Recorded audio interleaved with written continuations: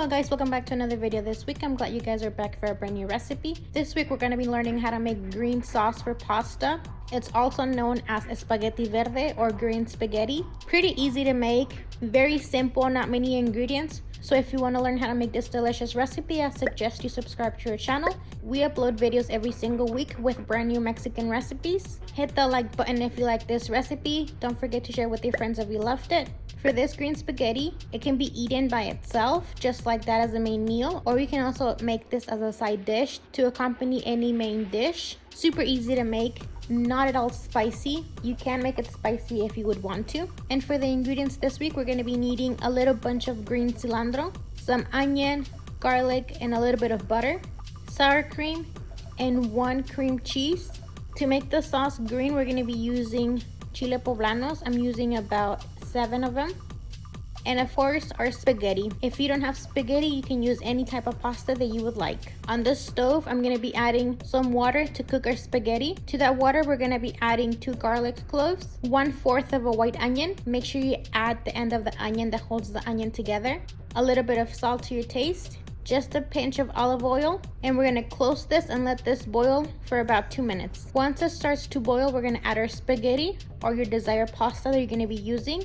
Like I said, you don't have to use spaghetti. I have done this dish with coditos, elbow pasta, or any other pasta that you have on hand. Just don't use any pasta that's very thin or very little. We're gonna stir your pasta so it doesn't get stuck all together with some tongs. And also the olive oil is gonna help the pasta not get stuck together. The onion and the garlic is gonna give it that flavor taste. And we're gonna let this boil here for about 5 to 7 minutes. We don't want our pasta to be cooked all the way. We're gonna finish cooking the pasta once our sauce is ready. About 7 minutes later, I'm gonna check this. As you can see, our pasta is already soft. It's not fully cooked yet. We're gonna remove the pasta off of the water and we're gonna let it drain on a strainer until we're ready to use it. On your hot comal, you're gonna be roasting your poblano peppers. I don't have the comal. Like you guys have heard me say a bunch of times, I have an electric stove that I do not like. I feel like it doesn't cook or it doesn't roast your poblanos or any type of stuff on the stove very well. But I have found this skillet that turns very hot and I'm gonna be using this to roast my poblanos. It gives my poblanos that roasting look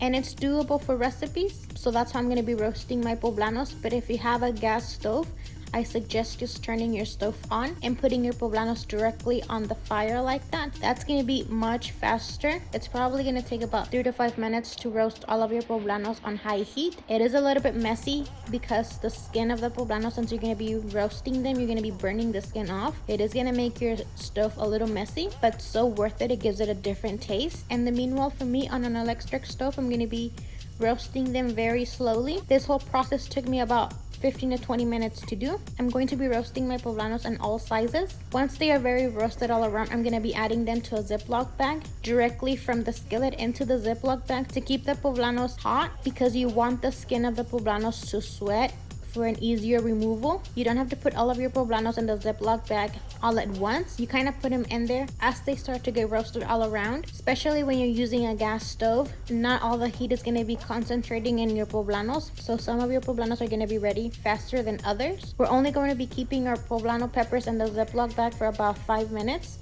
You don't want them to be in there too long or else they're going to soften up a lot. And within those 5 minutes, I cover my poblano peppers with a rag just to help the heat concentrate a little bit more on the Ziploc bag. And when I'm ready, I'm going to open it and I'm going to be taking off the skin. I suggest you guys use gloves. I am not using gloves because I'm used to doing this all the time. But some poblano peppers may be hot, may be spicy.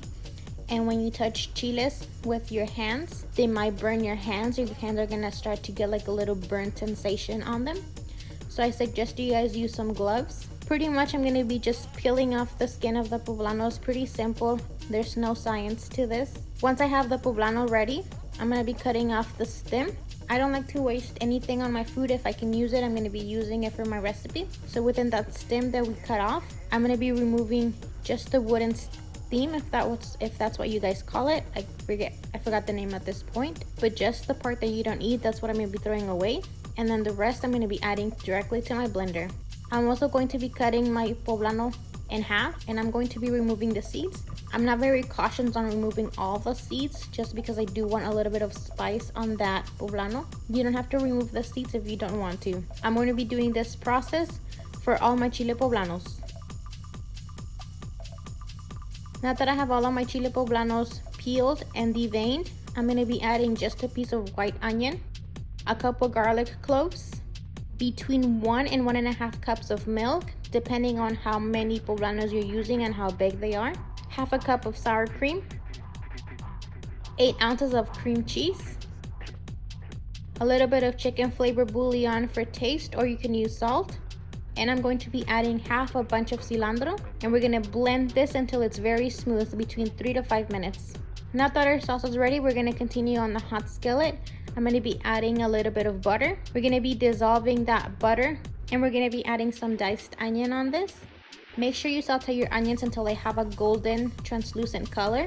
Once you have that ready on your onions, for my onions it took about a minute to get to that point. Once I have my onions ready, I'm going to be dumping in the sauce into the pan. Remember to always have a lid right next to you because sometimes putting liquid into a hot skillet, it creates fire. So just make sure you have a lid always next to you. This only happens like 4% of the time, so it's not very likely to happen, but you always want to keep a lid next to you. We're going to move this around just to incorporate the butter with the sauce, and we're going to cover this and let this boil here for about 5 minutes. About 5 to 8 minutes later, our sauce has now been boiling for that time, and we're going to be adding our spaghetti. Make sure you cover your spaghetti or your desired pasta that you're going to be using with the green sauce, and we're going to close this back up, and we're going to let it boil here for another 3 minutes. After those 3 minutes, now that the flavor has really incorporated into the pasta, we're gonna check for salt. And as you can see, this is very, very saucy. But remember, pasta and rice always absorb water. So the pasta is gonna absorb most of the water that's in here, which is good. I don't mind it being very saucy. And after you have tasted for salt, and if everything's looking good, your dish is done. And this is the end result for our pasta recipe. Super easy to make. Like I said, you guys can eat this as a main dish, or you can use this as an accompaniment to any main dish. For example, I made this green sauce spaghetti, but I'm also going to be making some milanesas, some steak milanesas, which is like katsu, I believe, for people who are in the Philippines. I just recently found this out, that they make the exact same thing, but they call it katsu in the Philippine culture. So I'm going to be bringing you guys that recipe on a Mexican style, or at least the way I make it. So stay tuned for next week's recipe if you want to learn how to make milanesas.